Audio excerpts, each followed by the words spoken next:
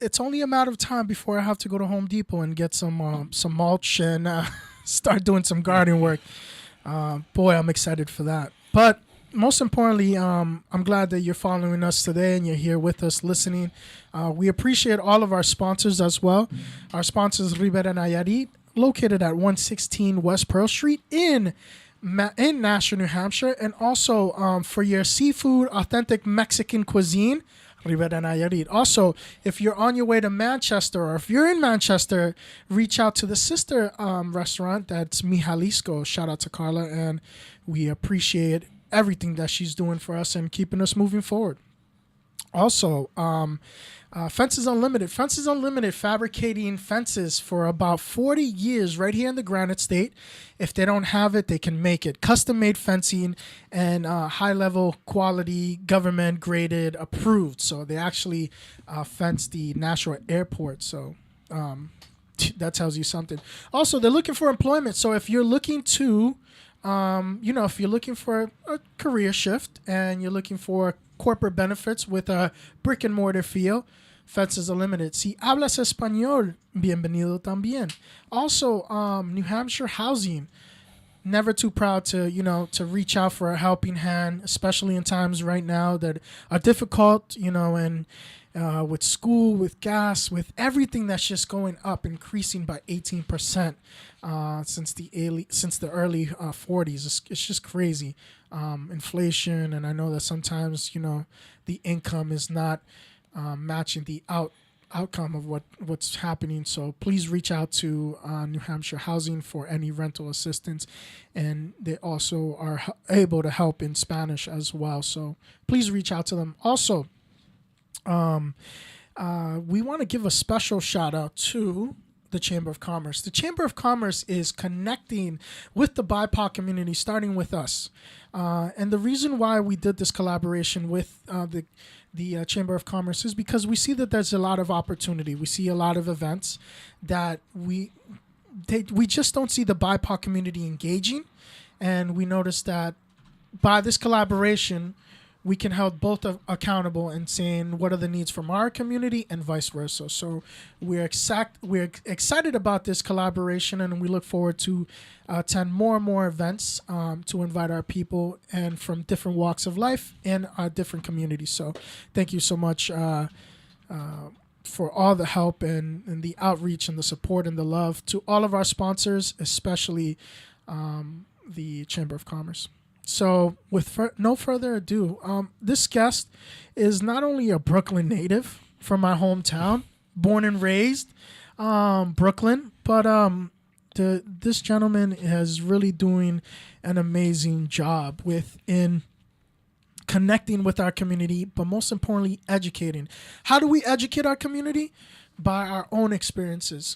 Right? Because we can't direct and we can't teach without experiencing ourselves these strives, these trials and tribulations that we go through. But what's most important is we're not victims of these strives. Right. Right? Ladies and gentlemen, from Common Ground, Anthony Peyton. Thank you. Hello, everyone. Welcome to the show, man. I just was listening to your podcast. And, not only do you do podcasts, but you're an editor for the 603 Diversity Magazine. Yeah. You have your own nonprofit. Mm-hmm. You live in Manchester. You're working with Granite State News Collaborative. Mm-hmm. You're in partnership with Cara Robideau and a lot of amazing things that you're doing. Mm-hmm. Everybody that sees you and hears about the great things that you're doing says, well, this young man comes from an educated, sophisticated background. Yeah. And describe to the individuals about what is your podcast and what is the message that you're putting out there and what inspired you to, vent and also educate.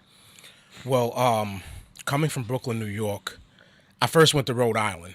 So I had a friend from Rhode Island that had a friend in New Hampshire. They brought me up to New Hampshire. It wasn't for the greatest things. I was a big risk taker back then. But it was a huge culture shock. So this was maybe in 2002. Mm-hmm. And ever since then, I've been running into, situations to where it changes the narrative, or I'm able to have dialogue with people that you wouldn't necessarily expect to have a dialogue with. I hear that. I was recently, well, not recently, maybe a year or so ago, I was at the Walmart in Hooksett, and I write about it. That was my first article. So in there, I see a white guy. He has a full beard, his dirty jeans. He just came from work. And he has a open carry gun on his hip.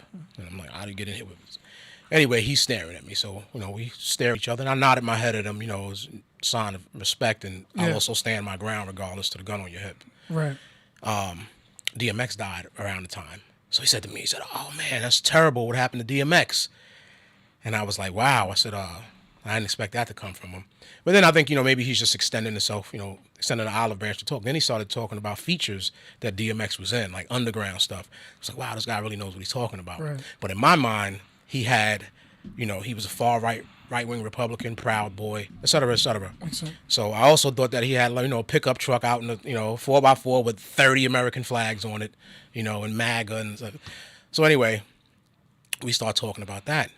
And I didn't take it offensively. I could have been offended, say, hey, you think all black guys love hip hop? I have everything from the Rolling Stones, you name it. This in my. So anyway, we get out there, and we somehow lose sight of each other. Like he gets out already. So we get in the parking lot. He doesn't have a 4x4 truck. He has like a sedan. Yeah. And I don't know where this woman came from, but who was helping him in the car with the sedan with the bags was a black woman that was clearly a significant other. So I'm like, wow, like this dude, he's completely changed the whole narrative of everything that I thought about him. Right. And that was kind of the gist of, what it was like, And another one that was probably more popular with the Granite State News Collaborative was I wrote about patriotism with black people. How the far right tends to hijack the definition of patriotism. And like, you can't do that. Like my father was a Vietnam veteran, brother in the Navy, et cetera. So how we carry it is how we carry it. We have a story behind everything. So those were kind of the examples that I give in the podcast and the writing. For the, for the individuals that never experience or maybe that don't know that defensive mechanism, like, hey, what do you like hip hop, and you're automatically like you're judging me. Yeah, right. That microaggression that we give right back, and that automatic defense mechanism.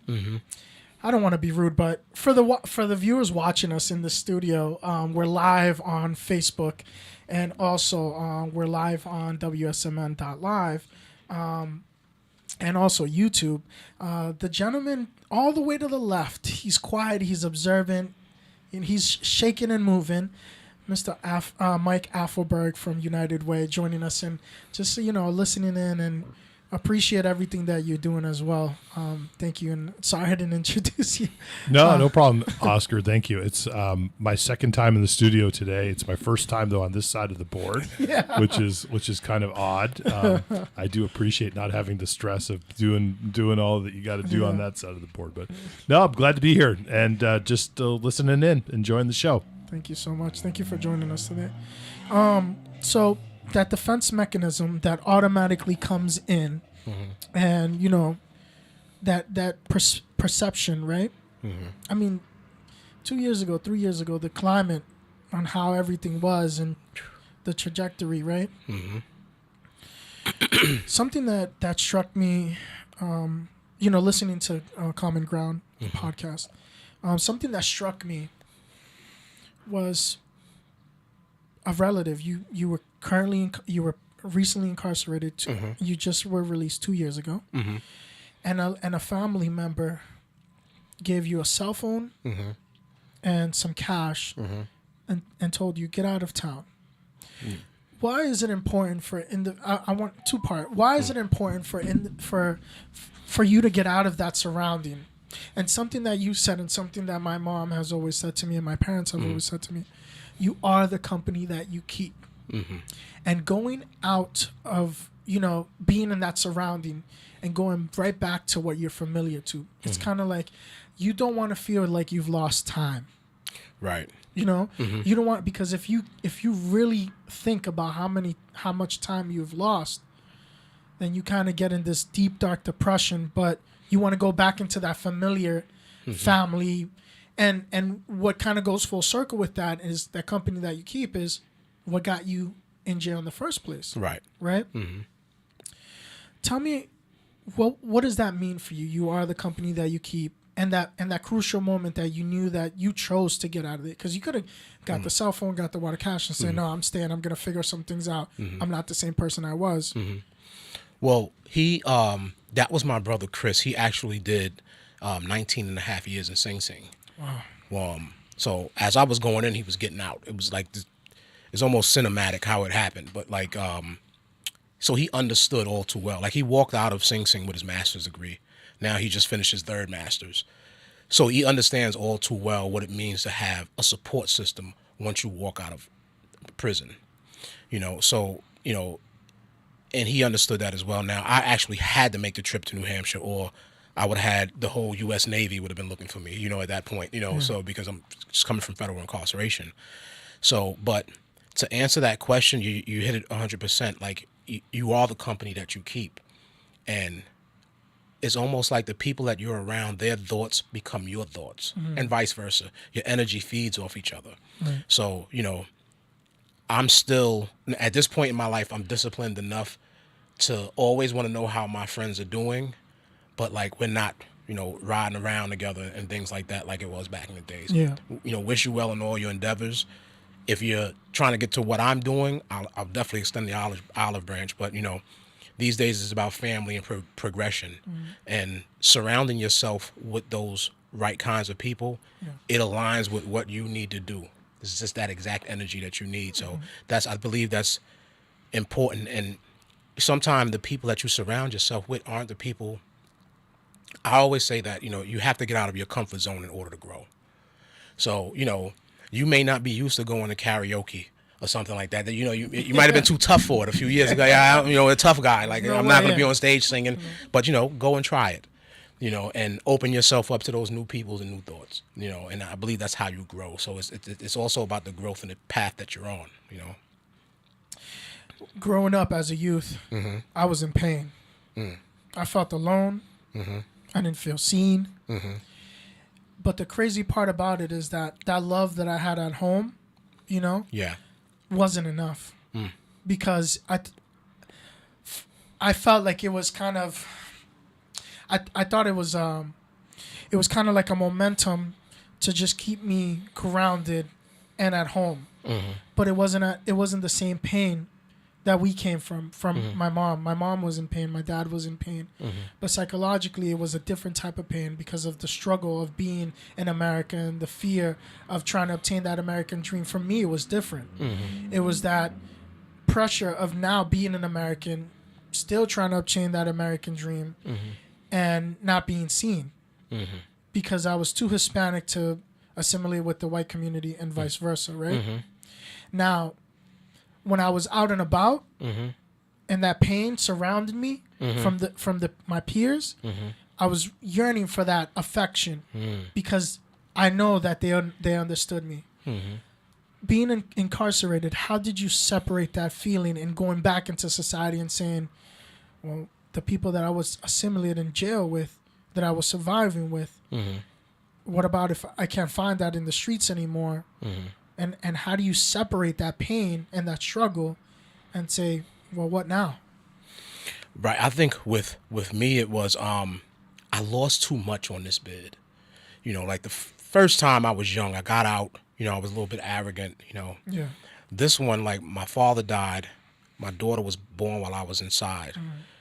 While she was being born, I was in a jail cell staring at her ultrasound picture.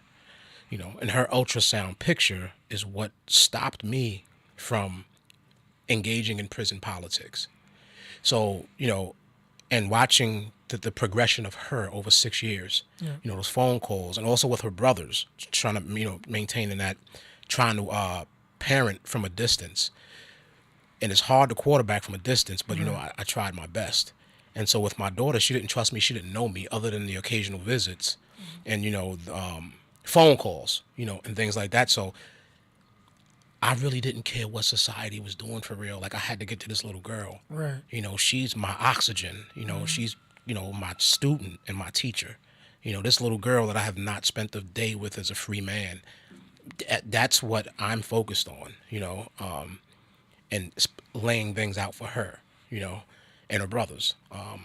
So, I left, believe it or not, I went in on that incarceration at 38. And when I did time in New York, I went in at 20. Going in at 38 is not like going in at 20. Going in at 38, coming out at 44 or something like that, it's just a completely different ball game. So I believe those were and not taking those risks. So I always say that prison is a microcosm of society. What you are in prison, you'll be what you get out. When you get out, you'll be that. So I programmed the whole time I was in there, culinary arts. I was in the kitchen all day, the prison library, and et cetera. Now, you had other guys that were watching Springer, Jerry Springer all day, Maury Povich, who's the father, ESPN. A lot of those guys are back in right now. Yeah. They didn't set their game plan up, and I studied futures when I was in there. So that kind of was the, transferable skills, so to speak. So, got out, started day trading, made some money, lost some money, made some money, lost some money. So it was just being locked and focused in on, like I said, what I had to do. I knew writing would be something that would have to, be a part of it. And being in that halfway house in Manchester on Elm Street, I learned and saw a lot of what the voids were, as far as reentry. Right. And the guys are getting out and literally having nothing to go to. No peer-to-peer support, nothing. And the women I would even argue that it may be a little harder. Because you're dealing with a correctional officer told me a story about there was a woman incarcerated. She was pregnant. They took her, handcuffed her, took her to the hospital. She had the baby, right? Took her back to the jail. She cried all the way back to the jail. So those things are real. She needs to talk to somebody when she gets out. She might need job training and learn how to have dialogue with her child. After a while. So.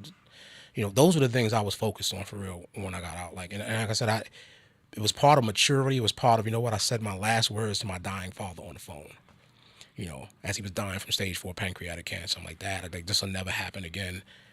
I'm glad that my brother that gave me the money on the phone, Chris, my daughter and her brothers came from New Hampshire, went to New York to see my dad.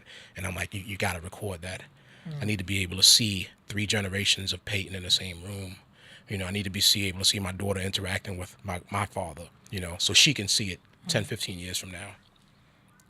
Those are the things that were heavily on my mind. So that kind of it's hard to explain and articulate that type of pain, but those are things I focus on, Trauma can be sometimes inherited, right? Right. Trauma can be sometimes inherited, and it's tough to relearn a lot of the strives and the progress. And when I see you, I see a lot of great progress. Oh, thank you, man. And we got to tell that to each other more often than none, right? Yeah. Because I think it's important. Every time I see before how I greet my friends, hey, what's up? How you doing? Same old, just living, surviving. Hey, how you doing? I see you thriving. I see you doing great things. Oh, you really think so? Thanks, man. That means a lot to me. It does. You know what I'm saying? It absolutely does. We got to encourage each other in that way. Yeah. Because I want to be known from somebody that's uplifting you instead of bringing you down. Right. Instead of locking you in that torment. Another thing that we connect in that you said is that we say a lot on our shows, we suffer in silence. Yeah, right. Absolutely. Right? Sometimes the people that feel like they got it all together, Jazz, sometimes we talk about this all the time, right? Sometimes the people that we feel that have it all together the most are the ones that are, no, I don't got it together. I'm like a thread away from just and cracking. Sometimes it's the people who you see that are like the most positive, who are trying to, trying to keep their heads above water all the time, but they're dealing with the most sometimes. I'm blessed to have the people around, like Anthony Harris is exactly, he's the shout out to him. He's the epitome of what you just said. Hey, how you doing, King? His energy is just through the roof. Right. And sometimes he has down periods. I'll reach out to him and he'll feel when I'm having it. And we're just so like-minded as far as goals and the things that we want to try and ascertain, and you said it, man, it hits it right on the head, I still go through, and I work at the Cypress Center right now, the mental health facility. Right. So I see mental health, but, post-traumatic stresses, I've been involved in, You name it, from everything from gun violence to to drug dealing to prison riots, and you just don't walk that off.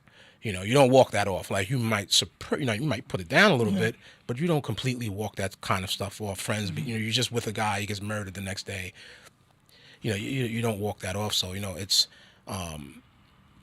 staying locked in and focused, man. Like, I love this little girl so much. She's 8 years old now. I think she's going on 40.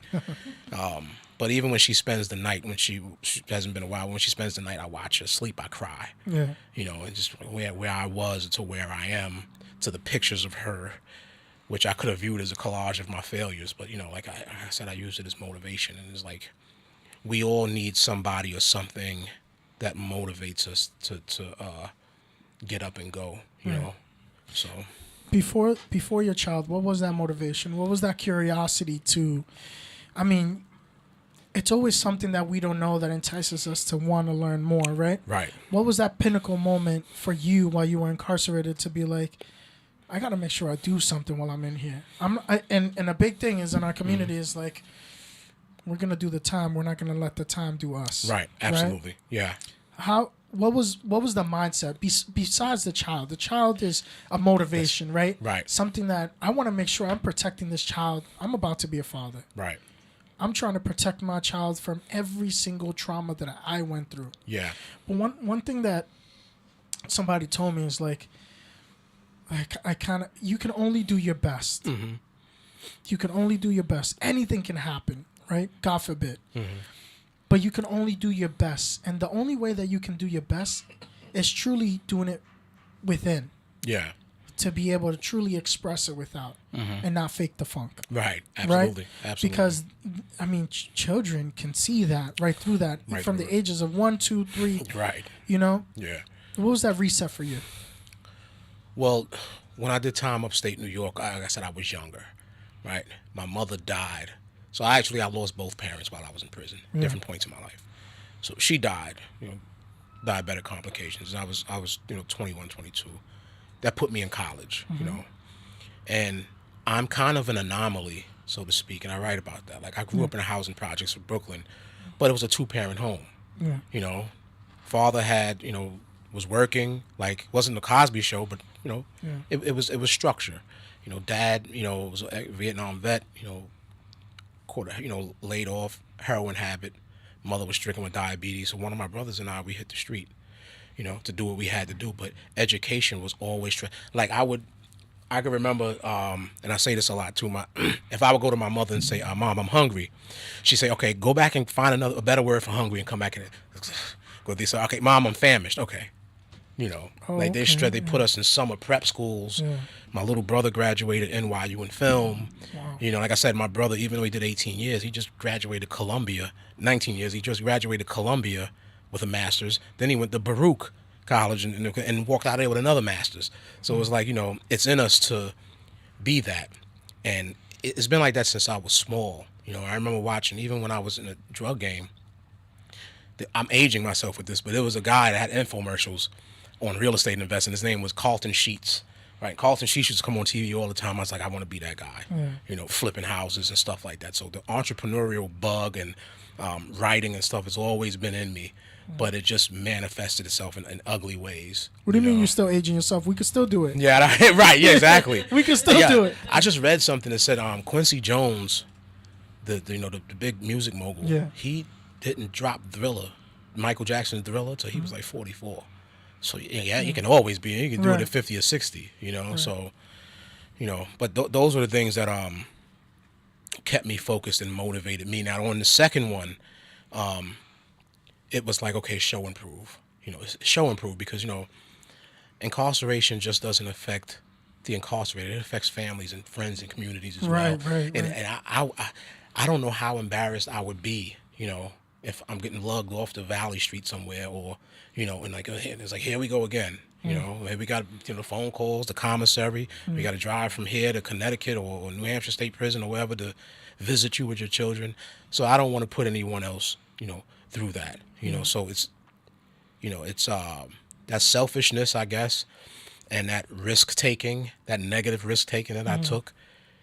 Yeah, that's Now my risk taking, like I said, look at the stock market. You know, I like this. It's going up. I'm jumping in. It's going down. I'm jumping in if it's going down. With futures in particular, you know. So that's about the most risk I take right now. That's amazing. And one thing that our community has, the men in our community, is pride. Right. One thing that you said within your podcast, that pinnacle moment of like, I need to get an income, but I need to do it right. No shortcuts. Oh my God. Right. Shortcuts. And so you said, I got to get back on the workhorse. I got to get back on the work field. And when you got out, you got a job at McDonald's. At Burger King. At Burger King. Sorry. Bro, like, and you were like, I got to set a mindset within 90 days. Yeah. I got to either become a manager. Yeah. You know, or what am I doing this for? It's better than the $60 I was getting paid monthly. Inside, right? Right. So at least this is honest money. This is the right way. I know that this is not forever. This could be temporary, but this is just a momentum to get me by. Right. Right. And one thing that you said was like, the kids that I'm working with are half my age. Word. Right. Very real. Yeah. Tell me that moment, that feeling, because there's a lot of people that are transitioning. They're like, there's no way I'm gonna go work at McDonald's. Listen, look, man, I got out December 10th, 2019. Bus from New York, because I was in the federal prison in Connecticut. Went from Connecticut to New York, met my brother, bus back up to Boston. Walked into that halfway house. I looked at the bed that they assigned me, and I said, I've been waiting 7 years for this bed. Wow. I'm not going to drop the ball. So, you know, part of that is, you know, you have to find a job immediately, or guess what? You're going back in. So I put my food resume on Indeed, got different calls, and I said, you know what? I'm jumping on Burger King. I talk, hey, we'll make you a manager, and I left every shift, like I said in there, I left every shift with my head held high. That's right. And majestic, because I knew what I was and I knew my capabilities. But yeah, it was half the time. I mean, the beautiful women walking. I mean, let's be serious. This is what you're going to go through. The women walking in there, and I got on a tight Burger King shirt, and you know, I'm like, nah, this, you know. But it wasn't what I expected. Wound up getting warehouse work. COVID hit. Yeah. Futures market, I was pumping that. Went over back into the food industry. My own apartment. Carol Robidoux. Yeah. Well, Chuck Novak, who was a master licensed alcohol drug counselor. Chuck introduced me to Carol. Wrote for Carol. Carol introduced me to Granite, you know, the collaborative. Yeah. Met Anthony in between. And then comes New Hampshire Bail and Bond Fund, and here comes Shauna Green with the Hope Initiative in New Hampshire, you know, with bringing housing, and just my brothers Chris and my brother Greg and Don, you know, and they've been so instrumental. Like, I don't know what it's like as at this point to pay a cell phone bill because of my brother Don that's in New York, who has me on his plan. He's like, there's the phone, just do what you're doing, don't worry about it, you know. So having a support system after release is major. Yeah. You know.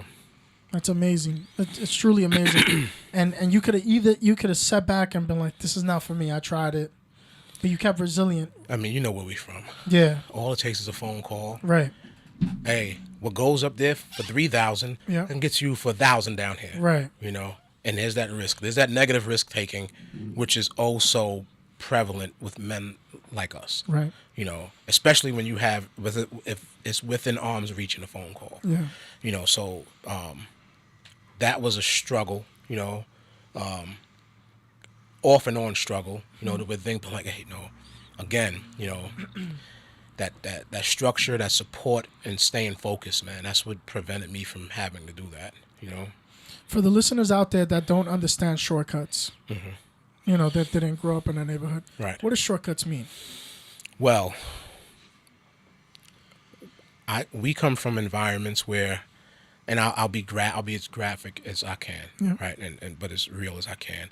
So if there is an ounce of cocaine that goes for $1,000 in Brooklyn, New York, that same ounce is $3,000 in New Hampshire. You do that 10 or 15 times, now you're looking at something, you know, and that spirals out of control. But that's in my definition, those are those shortcuts, you know, whether it's fentanyl, cocaine, and you see what it's doing to communities right now, and you see what type of time guys are getting, you know. So those are the shortcuts that I think most individuals struggle with. Yeah. That fast cash. That fast cash instead of the stability of a paycheck. Yeah. And I'd rather take the stability of even a low paycheck right now, because it's really good to move around and not look over your shoulders. Right. And I haven't done and not look over your shoulder either for guys who are trying to harm you physically or federal investigations. Right. And I wish every man and woman that are walking out of prison, and is at a fork road. Yeah. I wish they could know how good it is if you stay the course and you have a game plan laid out. And that's what we want to do with, not to, as a segue, that's what we want to do with the B.O.S.S initiative, is to be that, when a person comes to that fork road, like, yo, come with me, let me show you what I did. The right way. The right way, and Anthony Harris had a thing, it's like, what is your number? What do you need to remove yourself from that game?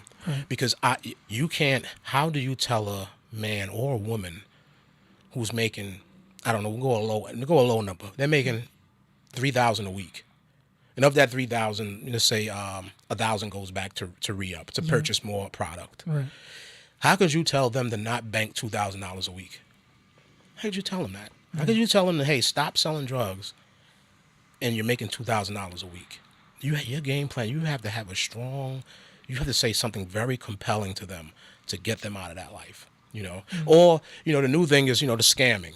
Dudes running around with machines. Every time I'm in the Walmart, I'm shaking the thing to make sure it's not. That's right. Yeah, I just left the store and I did this. I shook it to make sure I wasn't. For the listeners out there that don't know what scamming is where scammers will come in and lay credit card tracking devices on top of your credit card machine. So when you exert your chip, the serial number within that chip or the credit card number will be associated to the PIN pad. And they'll grab your information in less than 10 seconds. Done. Reroute your information, but they'll start off with $1 to see if you flag it. And you can go 24 hours, 48 hours without flagging it, and then all of a sudden we're in the clear. All right, hit it for $100. Right. And each individual customer that comes in here, there's documentaries out there. You can lift the machine, you can shake it, make sure, but please be mindful. If you have Apple Pay, it's even better because they can't track that. Right. Apple Pay or Samsung Pay is something that constantly uses the algorithm encrypted, so they can constantly change through Apple or Samsung, so they don't track your bank account directly. But with a credit card, it's tough. And one of the things that I've come to realize is that criminal behavior is criminal behavior. Right. So what we just described is scamming. This is white collar, right? And you have a lot of guys like myself who used to be on the dirty side of the criminal life, which is drug dealing, and they want to look. I left the feds. I left guys who were on Wall Street milking and bilking. I left, I don't know if you've ever seen the movie Donnie Brasco. I've left those mafia hitmen. I've left mafia hitmen. I've left people that were like on Wall Street knocking. I've left drug lords. And it all runs into the same thing. Right. People will tend to think that, if I put this thing on here, I won't get as much time as the guy who gets, and it was like that for a while. And people kind of say, like, it wasn't until black and brown people started getting in the white collar that they started slapping home runs for time. Like now they're giving out numbers for it. Right. So, that's not the answer. That's not the answer is to, and someone listening is knowing what I'm saying too. Right. It's not the answer to try to get someone's social security number and try to, make some moves with it and that, because you're still going to want, you're still watching your back. Well, these are all lifetime consequences and effects for the people, not only that are consuming the drugs, but that are taking advantage within their credit. Right. Because here, imagine somebody establishing their credit, they wanting to buy a house, they run their credit to buy a house, they have a significant down payment. No. Did you know that you're in debt for $10,000? I had no idea. Right. Especially, and we're victims ourselves. Kids that are in the come up. That's right. That are like, yo, run your Social Security. We can do this. We can run your credit. Do it. And all you gotta say is that somebody stole your identity. Right. You gotta be careful with that.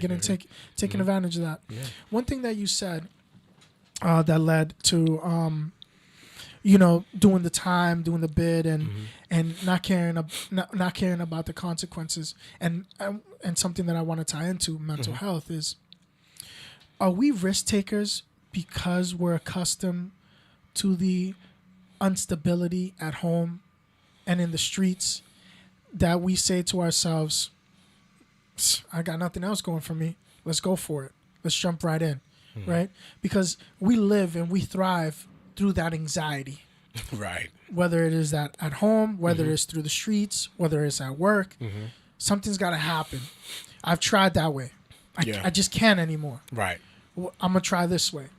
This lick may seem, it looks like it's fruitful for my friends, right? That anxiety, that mental health, that moment of to try to make it some way, somehow. What do you tell that young man that's listening right now that's just lost hope in every single angle, and I'm just like, whatever comes, and if I got to do the time, I got to do the time. Don't do it. Surround yourself with the right people. Learn, But wait a minute, Anthony, I feel out of place. No, If I surround myself with these people, I feel out of place. Here comes the imposter syndrome. Right. I was gonna say, people have only known chaos in their life, Right. and so sometimes they even create chaos because Right. it's all they've ever known. That's and their comfort. That's their their comfort body zone. is in the fight and flight, and if you've only ever known fight and flight, then you're going to try to be in your comfortable zone, which is fight and flight. Fight. It took me 18 years to rewire my brain Right. and undo all of that fight and flight. Right. Yeah, people are like, yo, Oscar, you're doing this, you're doing that. You just jump into it. Yeah, because now I'm strategic with my fight or flight mode. Yes. Right. I'm not driving out of fear. I'm driving out of caution, but I'm also aware from previous experiences that make me able to get into these situations where you're probably too afraid of because you're still in that moment. Right. But remember, it took me 18 years. It's still taking me time to unwire and undo all of those things, right? Absolutely. Just like in that moment for you when you were like, it took me 7 years to get to this bed. Right. Right? Now I'm a better man with more experiences. Right. I see these big guys. I see all the way from Wall Street to your local criminal doing time. They all want one thing. Right. But they're all driven by that one feeling. I think, and I'm not jumping out there, other than the sex offenders, right? Most people are driven by economics. Right. With economics, which kind of splinters into greed. Right. Right. So it is that balance in between, look, I need these things, and okay, now I got these things, I can quit, but let me just do it 2, 3, 4 more times. That is a taste that stays in your mouth for decades. That risk taking and shortcuts, it still leaves a nasty taste. Like you said, it's being on the inside and trying to recalibrate. You should always be trying to recalibrate to get right on the right frequency. So when you get out, these are the things I want to do. And the young guy, man, that's struggling with it, mentorship, mentorship and discipline, man, because this, I can't speak for Nashville, but I know a lot goes on down here in Nashville. But you're talking about like Manchester, and they're fighting for drug corners. Same stuff that's happening in Brooklyn. Yeah. It's up here in New Hampshire now, or Boston or wherever. And again, that boils down to economics, the home life, risk taking. So all those elements go and get involved. And it's like, again, how do you talk to this kid who's making that money? Some of them aren't even making that money. Yeah. They're just happy, like you said, to be dealing with that chaos. Right. This is what I know. This It's is a what sense we'll of continue to belonging do. for them. That's right. So Thank you for accepting me. Thank you for having me. I appreciate it. No, kid. We only need you as far as we can use you. But then we're gonna dump you. Yep. Yeah. You know? And then they spit you back out into the world, and you're back to square one. You're zero. The people that you can go to now are isolating you. Right. Now are targeting you because now you're a liability. You went from belonging to being a liability, and the people that you're trying to assimilate with now have this perception of you that lingers. You're not doing anything. You can't be anything. You can't go anywhere. Yeah. Those are the youth that I'd like to reach out and work with at some point, because it's the giving back now. Now, you move around, and, when you start to get a little bit more mature in life, you look around in society, and it's like, wow, I'm raising kids in this society. Right. I'm hoping, to look at the damage that I've done. So, it's all about me is, putting spiritual money in the bank. Yeah. For my soul is me doing good. I'm just putting money in the bank right now, so. That motivation that keeps you moving forward. Right. What's something that gives you hope still? Family, good friends, and keep trying to progress. Those are the things I'm locking in on. Like I said, we're creating a program where men and women are getting out of prison. We have everything from job training to job placement for them. That's hopeful. We can literally bring down the recidivism rate with that alone. Give me 3-4 months with this dude or these men, You know, some of them are seeking college while in prison with Project AIM, with the SNHU, Nice. Professor Chris Matthews. And, you know, we're working with men like that.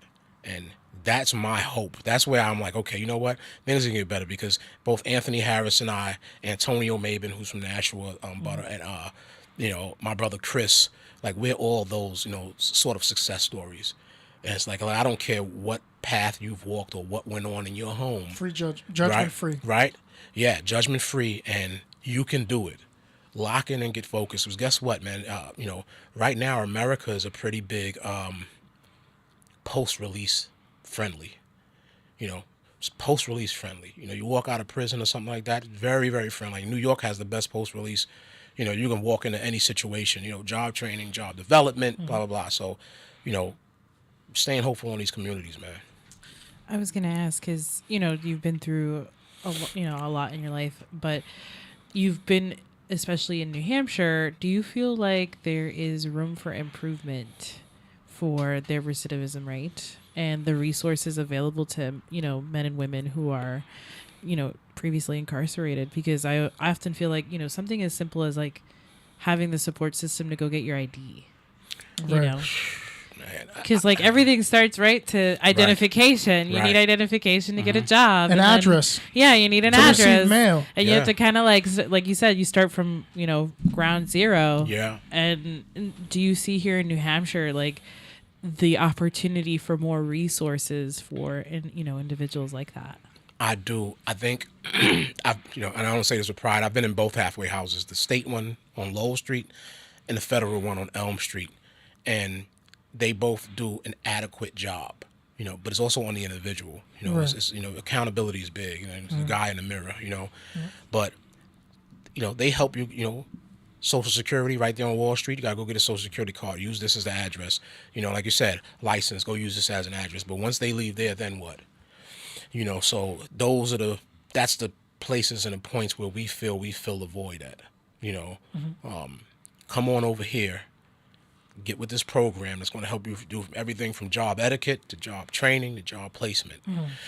Mental health. We're working on something with mental health. If you want to finish up school and college, we just linked with some great organization, New Hampshire Children's Trust, who we're kind of working with now. And it's just, we're putting things in place to actually help those individuals. And, even the kids that are maybe on the street in the gang life, start, paying more attention to them, We talked about your past. Mm-hmm.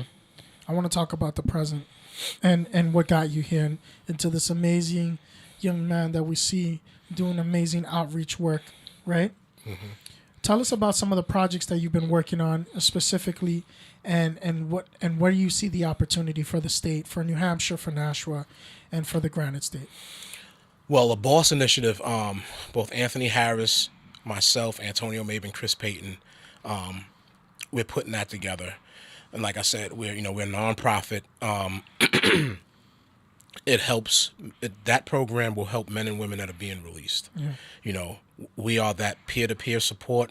We'll be doing case management and all of the above, and housing. We're looking to. That leaves a big mark when a person comes out and they go right back. Walk me through that. I just got out of prison.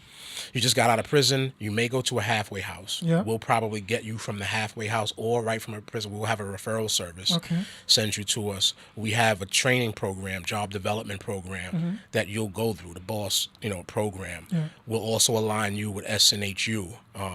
With the if you're trying to seek higher education, we'll align you with SNHU.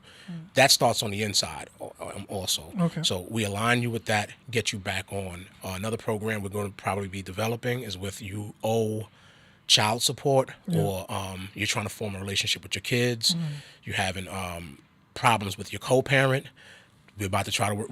We're going to, because that's so crucial to keeping a guy on track. Yeah. Hey, your kids there, man. When's the last time you seen your child? Yeah. So that's budding and growing. The HOPE initiative, Housing Opportunities Promote Empowerment. That's the acronym, with Shauna Green. That took off. She was just in Manchester Inklink with Carol. Okay. She's bought nearly 300 affordable apartments to Manchester, New Hampshire. I was on the media and outreach team for that effort. She's also doing the spiritual initiative. where she's combining all the faith. It's just so much going on good. Then I'm also with the New Hampshire Bail and Bond Fund, and they do bails for the guy just ran out of gas. Now he's walking on the highway with a thing, right? Police pull him over. They need to make a quota or whatever the situation is. They lock him up. These people look at their situation like, hey, you know what? We're going to post his bail. You know, so, and helping them try to build their thing up. Then, of course, there's the Granite State Collaborative and Carroll, you know, is the writing and things like that. There's Franklin Pierce University. I was just out there on stage, out of my comfort zone, you know, live audience, like I'm sweating bullets. But it's, you know, Been there. yeah, but did it. It worked out great, you know. So those are just, you know, a handful of the things that I currently at this moment have going on. You know, and by the end of the year, I'm setting goals, you know, to where I'm trying to reach personal, financial, you know, health, you know, drop a 40. You know, I need to drop a 40 piece real fast, you know. I had to drop a 40 piece real fast, you know. I'm at the 40-year-old guy, you know, thing, the colonoscopy and all that type of nonsense. So, you know, just trying to stay on it on every level. Guys from the Black and brown community, go get a colonoscopy. And what do you mean? I'm not gonna do it because that, you know, colon cancer is big in our community. Right. I just did the pancreatic cancer. Yeah, I just did the sample thing, man. It was insane. I was like, oh my God, I can't believe what I'm doing right now. I'm sending out a live specimen across the. You know, but it's you know, important. It's very health, important, man. Our health is our wealth. Right. Financial literacy.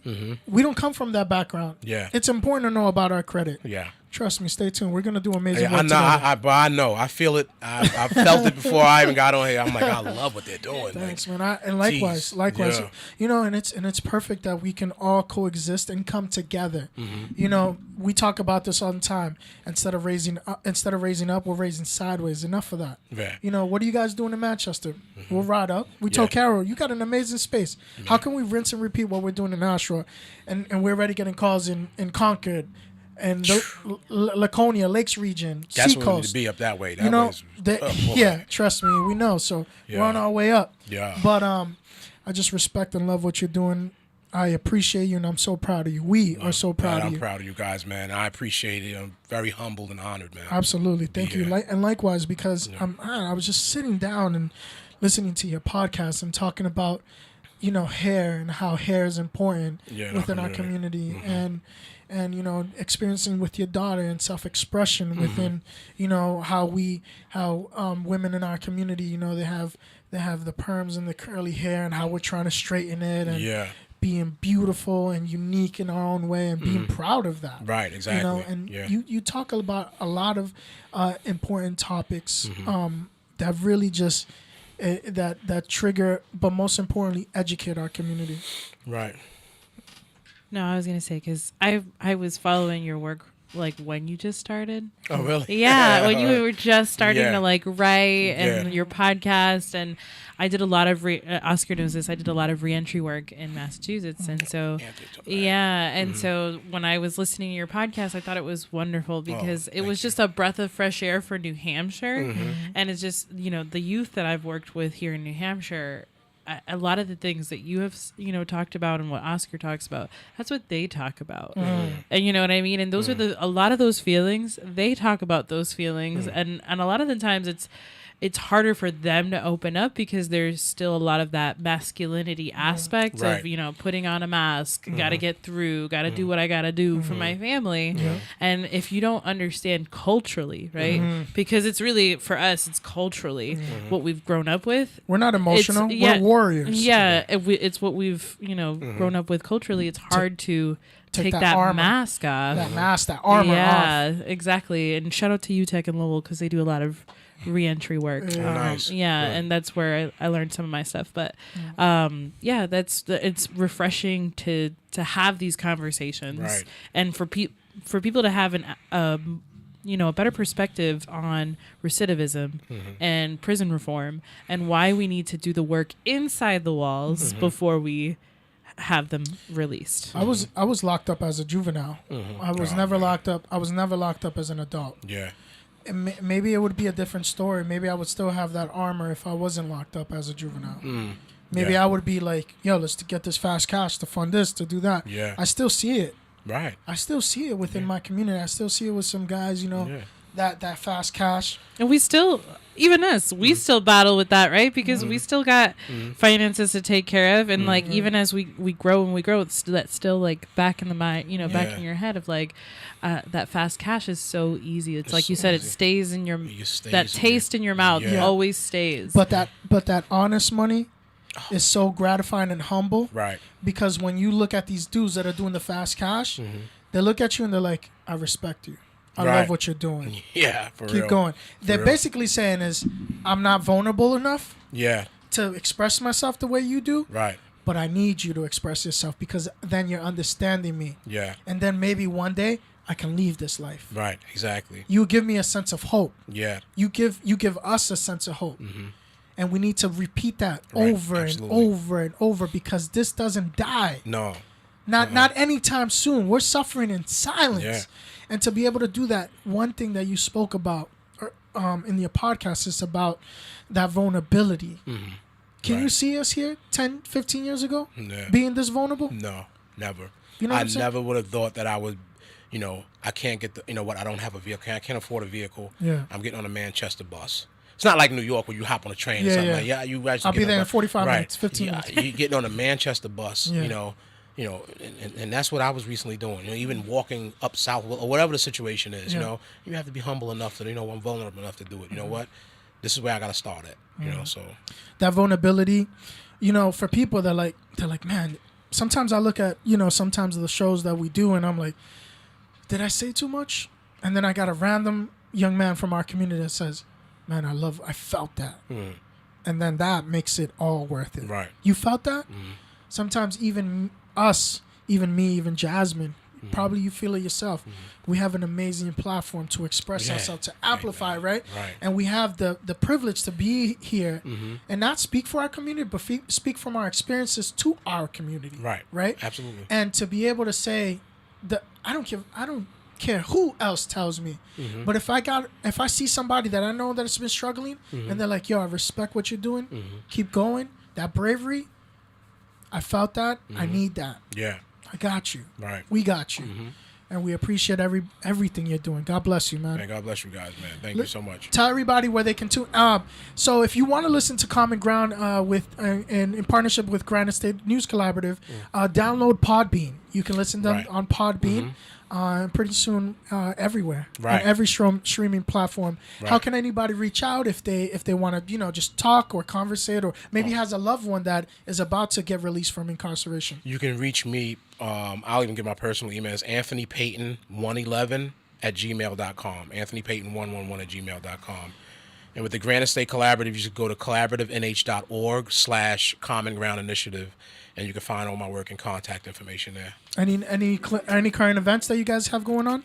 We're just focusing on B.O.S.S, man. You know, we're focusing on a few things, but the B.O.S.S initiative is it. What's B.O.S.S stand for? The acronym for B.O.S.S is beating the odds and striving for success. Beautiful. Yeah. Ladies and gentlemen, I'm Oscar Villacis.